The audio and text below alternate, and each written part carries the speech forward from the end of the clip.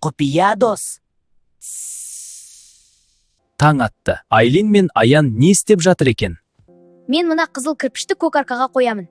Қараңдар, мұнара өсіп келе жатыр. Енді динозаврды жақын қояйын.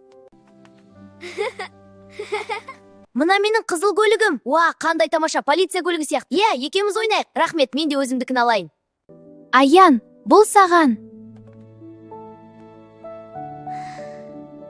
Әке, қарашы, досым маған берді. Вау, қандай керемет! Иә, екеуміз ойнаймыз. Айлин, қайдасың? Айлин, қарашы. Кім берді?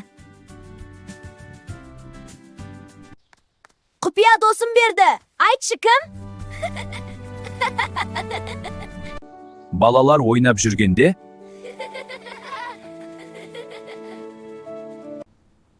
осы кезде әкесі жұмыстан келді. Ал Ұлпан үйде пирог пісіріп жатыр. Медеу үйге кіріп келеді. Қымбаттым, қайдасың? Қымбаттым, мынау саған. Рахмет. Аянның құпия досы кім сонда? Бәрібір біліп аламын. Келесі бөлімде Айлин құпия досының кім екенін білуге тырысады.